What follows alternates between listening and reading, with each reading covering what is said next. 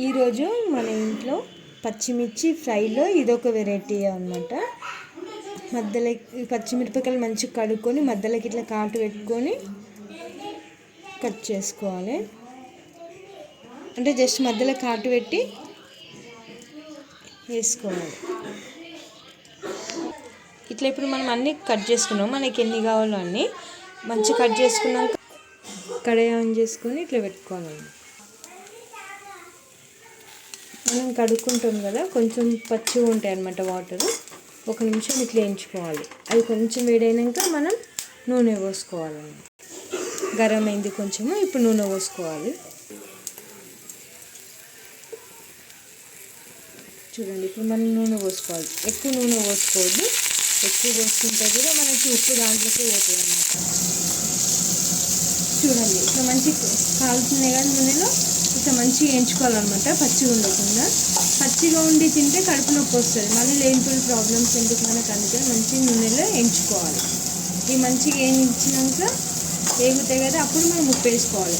ఇప్పుడు మనం మిరపకాయ వేయించుకోవడంలో చాలా రకాలు ఉంటాయి అన్నమాట. ఇది ఒక ఫస్ట్ వీడియో. దాని తర్వాత నేను మీకు ఇంకా వేరే వీడియోస్లో కూడా ఎట్లా చేసుకోవాలో చూపిస్తూ ఉంటాను.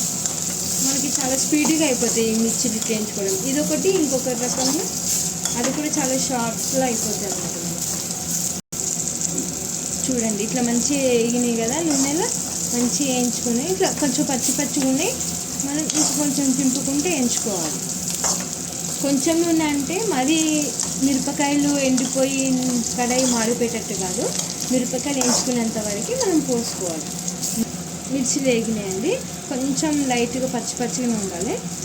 ఎక్కువ ఎండిపోయినట్టు ఉంటే కూడా బాగుండదు. అది ఇంకొక వెరైటీగా చేస్తుంది.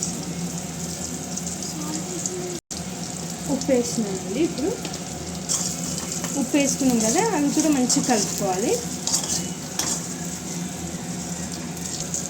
ఓకే అండి, ఉప్పు వేసి కలుపుకున్నాం కదా.